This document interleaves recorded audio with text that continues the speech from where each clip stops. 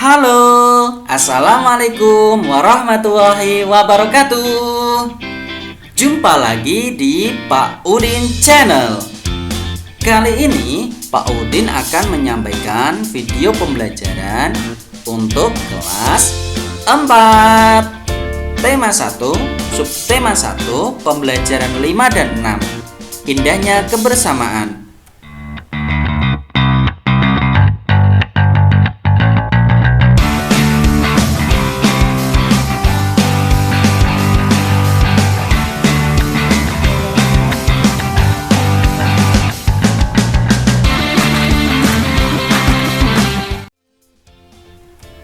Nanda, apakah hari ini sudah ibadah?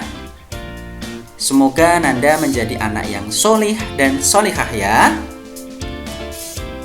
Sudah mandi pagi? Mandi pagi itu bagus loh untuk kebersihan tubuh kita. Setelah mandi kita berpakaian rapi. Yang laki-laki supaya terlihat lebih ganteng. Yang perempuan juga terlihat lebih cantik. Jangan lupa sarapan pagi juga supaya tubuh kita sehat dan kuat. Awali hari dengan berdoa. Ananda, di dalam video kali ini kita akan belajar tentang 3 hal. Yang pertama, menentukan gagasan pokok dan gagasan pendukung dari teks tulis tentang keragaman sosial dan budaya suku Minang. Yang kedua, mampu menyajikan gagasan pokok dan gagasan pendukung yang diperoleh dari teks tulis tentang keragaman sosial dan budaya suku Minang. Yang ketiga, menentukan segi banyak beraturan, segi banyak tidak beraturan, dan menentukan ciri-cirinya. Mari kita mulai. Nanda, pilihan kegiatan untuk pembiasaan di hari Jumat 3, yaitu pertama, melakukan olahraga pagi. Yang kedua, membantu pekerjaan orang tua. Yang terakhir, membersihkan lingkungan sekitar. Jika Nanda melakukan ketiganya, tentunya lebih bagus dong. Apakah kamu masih ingat tentang cerita pawai budaya? Jika lupa, tonton lagi video sebelumnya ya. Suku apa saja yang kamu ingat dalam pawai tersebut? Sekarang kita akan mengenal salah satu suku yang ada di Indonesia, yaitu suku Minang. Suku Minang. Suku Minang adalah kelompok etnis yang terdapat di Provinsi Sumatera Barat. Suku Minang sering disebut sebagai orang Padang atau orang Awak. Bahasa daerah suku Minang adalah bahasa Minang. Orang Minang gemar berdagang dan merantau ke daerah lain. Legenda suku Minang yang sangat terkenal adalah Malin Kundang. Suku Minang mempunyai rumah adat yang sangat khas yang disebut rumah gadang. Rumah gadang ini terbuat dari kayu dan mempunyai bentuk dasar seperti balok. Lengkung atap rumahnya sangat tajam seperti tanduk kerbau, sedangkan lengkung badan rumah landai seperti badan kapal. Atap rumah terbuat dari ijuk. Bentuk atap rumah yang melengkung dan runcing ke atas itu disebut gonjong. Karena atapnya berbentuk gonjong, maka disebut rumah bagonjong.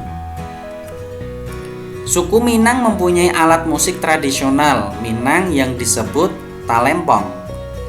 Talempong dimainkan dengan cara dipukul. Alat musik khas Minang lainnya adalah saluang. Saluang ini dimainkan dengan cara ditiup. Suku Minang juga memiliki banyak jenis tarian. Di antaranya tari pasambahan dan tari piring. Tari pasambahan biasanya ditampilkan dalam pesta adat. Suku Minang sangat terkenal dengan berbagai makanan khasnya. Rendang merupakan salah satu makanan tradisional suku Minang yang sangat terkenal. Bahkan sampai ke mancanegara. Makanan khas suku Minang lainnya yang juga digemari adalah sate Padang dan dendeng balado. Pak Udin mengambil paragraf yang pertama. Saatnya kita berlatih menentukan gagasan pokok dan gagasan pendukung. Ingat ya Nanda, bahwa gagasan pokok itu adalah gagasan atau ide yang menjadi pokok atau pikiran utama dalam mengembangkan paragraf suatu bacaan. Sedangkan gagasan pendukung adalah uraian atau tambahan informasi yang mendukung gagasan pokok. Gagasan pendukung itu berupa kalimat-kalimat loh, kalimat-kalimat penjelas yang memberi tambahan untuk gagasan utama. Untuk awal kita baca dulu ya. Suku Minang adalah kelompok etnis yang terdapat di Provinsi Sumatera Barat. Suku Minang sering disebut sebagai orang Padang atau orang Awak. Bahasa daerah suku Minang adalah bahasa Minang. Orang Minang gemar berdagang dan merantau ke daerah lain. Legenda suku Minang yang sangat terkenal adalah Malin Kundang. Gagasan pokoknya mana? Gagasan pokok bisa terdapat di awal paragraf atau di akhir paragraf. Mana ya yang menjadi gagasan pokoknya? Kita langsung jawab. Ya, ada di awal paragraf yang berbunyi suku Minang adalah kelompok etnis yang terdapat di Provinsi Barat. Kita tulis, artinya jika kita sudah mendapatkan gagasan pokok, selain gagasan pokok itu sebagai gagasan pendukung loh ya. Gagasan pendukung. Jika ada yang bertanya, Pak, boleh ditulis 3 kalimat Pak untuk gagasan pendukung? Boleh. 2 kalimat? Boleh. Yang jelas, gagasan pendukung itu sebagai uraian atau tambahan informasi yang mendukung gagasan pokok loh.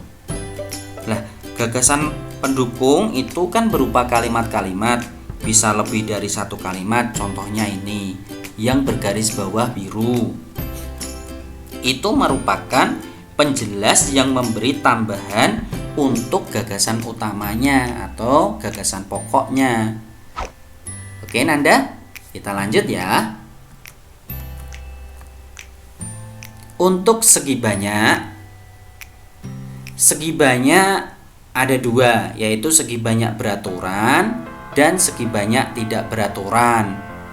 Adapun ciri dari segi banyak beraturan adalah memiliki besar sisi yang sama, ukuran sudut-sudutnya sama, dan kebanyakan bentuknya harus cembung. Itu untuk segi banyak beraturan.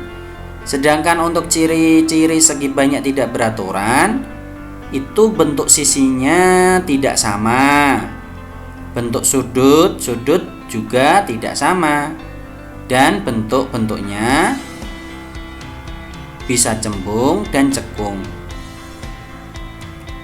Ini adalah contoh dari segi banyak tidak beraturan. Dan ini adalah segi banyak beraturan.